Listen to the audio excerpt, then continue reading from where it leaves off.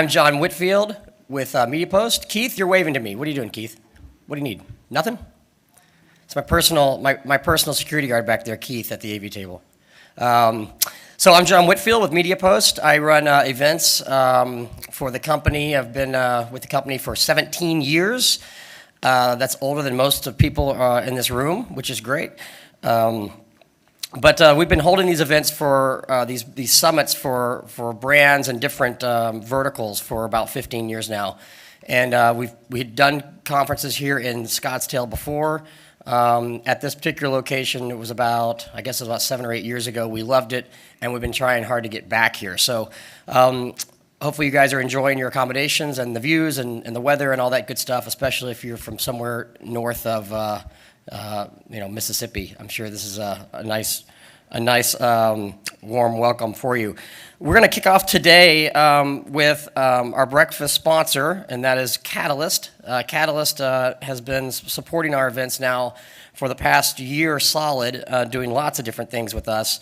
And we're thrilled to kick off the day this morning, and with a lot of great content you'll be hearing over the course of the 3 days. But kicking things off for us today, we have Vivian Nontimbe. She's the VP of VP and Direct Client Engagement from Catalyst, as well as Mr. John Carl, who's been a veteran of our shows here as of late.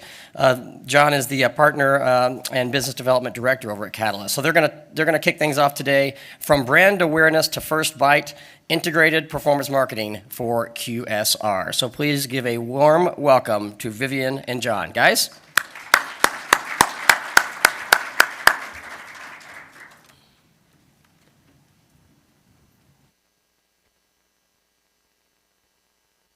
Green button. Oh, wow, it's on. All right. Good morning, everybody. Enjoy your breakfast. Welcome to Scottsdale. I'm going to quickly touch on Catalyst before we dive into hopefully what's a little bit more interesting. Catalyst has been a full-service search and social agency since 1998. We started as an SEO agency the same year Google was established. So we have been in the game for a long time, being a pioneer and a thought leader through. And with that, myself, I'm John Carl.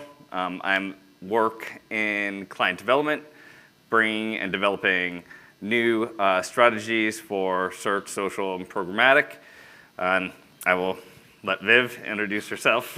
Hi, everyone. I'm Vivian. I'm the VP of Client Direct at Catalyst, so basically managing a team that manages strategy across all digital, from SEO, search, social, programmatic, everything. All right, from brand awareness to first bite. Don't blame us, we did not come up with the title. So we're going to dive right into it. I think we thought the best way to kind of tell this story is kind of picking a consumer. So we want to introduce you to Ellie. Let's talk about Ellie. So Ellie has a lot going on. She's a single mother. She lives in Connecticut. She might work in digital media. But she has a 9 to 5. She also has a lot of things she has to think about because she likes to work out, she likes to socialize with her friends. Her day-to-day looks a lot like this. When you look at, if you look at Ellie as a consumer, you think about there's so many different ways you as marketers can communicate to her. And there's so many different chances to kind of connect with her. However, how do you connect with her without understanding what she does on a day-to-day basis? So kind of taking it out. You can talk to her when she's on her way to work on a commute. You can send her an ad when she's at the gym, maybe something through audio, even down to advertising to her just before she heads out for dinner with her family. A lot of marketers, when you think about it, and this is really what we're trying to kind of change the conversation a little bit, we always make decisions from, and I'm guilty of that. When I'm putting together a media plan, I always look at what channels do I want to activate on first, and then think about the audience later. If there's one thing you can take away from this whole presentation is that you need to think about your audience first. So you need to think about Ellie. What's Ellie's behavior, right? What is she browsing? What is she purchasing? And looking at that and understanding that should then tell you exactly where you should focus your advertising dollars when it comes to where she is in the customer journey, right? So looking at it versus on awareness, exploring, and action. But really should really get down to Ellie first as a human. Because when it gets down to it, to your customers, your Ellies, for them, it's all one holistic view, right? They don't look at it going, right, I saw an ad on Google for this brand, and then I saw it in audio. They look at it as, this specific brand was advertising to me, and I saw the ad too many times. So think of it as a holistic user journey, all the way from awareness to loyalty. So I want to look into, when you look at awareness, there's so many different ways you can kind of grab Ellie's attention, right? And it's all about getting scale and creating impact. So some of the examples we can kind of look at is, did I mention that Ellie has a lot going on? She lives at home with her mom and dad, as well as her 2 kids. I keep saying to John Carl, this is going to be his life in like a few years from now. But the main point is, how do you then look at, I'm going to reach Ellie, but I also want to talk to everybody that could influence Ellie's decision in terms of what decisions she makes when it comes to entertaining and feeding her family. So some of the things you could look at that is, if you're looking at the most traditional brand awareness channel there is, which is TV, right? You could look at TV as one siloed buy, but really you should look at it as an omni-channel kind of approach, right? So you can start by short attention span, short video, that's your social media video, down to more targeted long-term content. And then later on in the evening, maybe when she's chilling with her family, try to think about, maybe now we can actually do the big story throughout the passive, longer content. But again, the main point here is looking at Ellie first, sequential targeting, and targeting her with the right kind of creative and the right message, depending on where she is in the journey. And then when Ellie's alone, right? Ellie's at the gym, she's working out. Maybe you want to give her a personalized ad. So that's when you can start thinking about audio, Spotify. I know that some of the Spotify guys are here. But think about, right, let's target her when she's at the gym with a specific audio ad. Again, speaking to Ellie, but keeping in mind that this is another touch point. All right, thanks, Viv. You're welcome. Ellie and I don't have a ton in common, but I'm a guy, she's a woman. She has kids, I don't have kids. I do have a ton of nieces and nephews. And so when it comes to the idea of quick serve, I truly do appreciate that value. Get in, get out with the kids, it's important. Ellie's got to go through her consideration process from the same way anyone else does. It's not the same for any other user. The thing is, at the end of the day, when you look at search engines, you're still doing research. You're still looking at how you're going to actually engage with your consumer. The biggest thing you need to be able to be present on, and the increase in, I think it's something along the lines of 85 to 87% increase year over year on near me searches. People are that's how they're searching, near me. Your local search needs to be completely on target. Name, address, and your phone number, NAP. Perfect.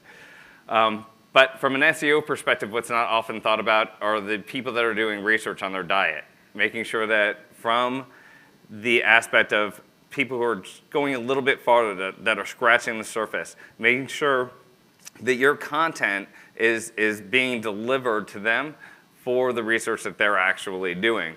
They're also going on things like Yelp, directories. They're looking at reviews. Ellie is going through, and she wants to know what other moms' experiences are.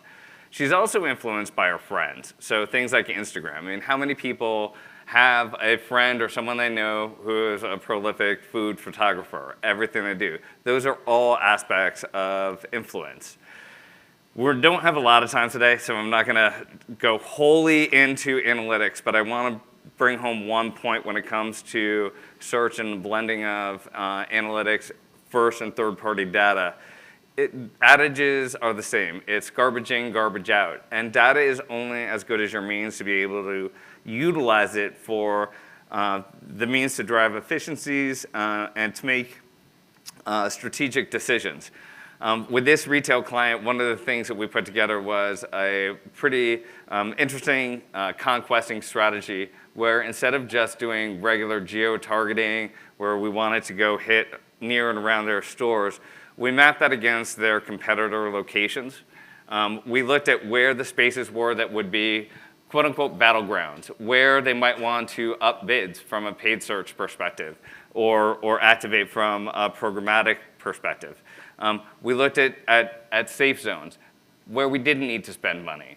The entire idea is making the best use of every dollar that you're putting into the market itself. So challenge your agencies on helping you think how they can utilize the data better. We're going to tie this up, lastly, with action. So obviously, Ellie's gone. She's got her kids. Now she's ready to make a decision. So we talked a little bit about how you need to be present from a NAP perspective, name, address, phone number. Same thing, there's other means to activate, whether that's through mapping advertising like Waze, but having all the historical data as well and being able to then, from a retention standpoint, bring Ellie back in. Remind her of the ease that she had when she did bring her kids or parents or whomever she loves in to your location. And we'll tie it up quickly, kind of walk through from the awareness to the research to the action, but it all comes together when you're converting searches to sales. That's the ultimate goal for all of us. There's a role for paid media. There's a role for organic media as well. Capitalize on the near me trends. And Viv, want to talk a little bit about us? I mean, there's so many ways you could do it. I think I was just chatting to somebody just a minute ago, and one of the things they said was that there was this promise of digital having so much data, and now we have all this data that all sits siloed, and we're not using it to make informed decisions, right? So our job is to think about how do we tie all that together. You know, a good example is that if you run a digital out-of-home, you run an out-of-home campaign, how about you get those device IDs and then try to target those people later on with programmatic, right? And then driving people through your local search and getting those device IDs back, getting them to download your app. But even better still, app downloads mean nothing if somebody's not going into that app and actually ordering something or actually doing an action, right? So get your agencies to think more, instead of driving CTR and clicks and CPS, how do I drive people to a specific action? And to do that, you really need to be tying all those data pieces together. Great. Thank you, Viv. You're welcome. So it really is a journey, and it's a journey for Ellie every time. Don't take that retention for granted. Just because, as Viv said, they download the app, that's not necessarily a loyalist. Utilize sequential messaging, utilize the tools that are in your basket to be able to build that relationship, an ongoing relationship with your consumer. And that's it. We'll leave you guys to breakfast. Thank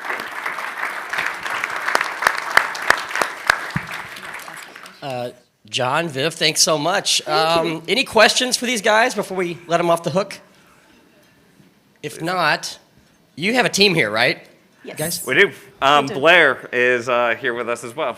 So we got Blair from Catalyst's Axis, right? Yep. So don't be fooled by the name tags. So the three of them can answer any questions you guys may have. And also, this will be available post-show. All the content that you see over the 3 days will be available post-show back on the website when we get back home. So big round of applause for Viv and John. Thanks, you guys. Thank you. Appreciate it.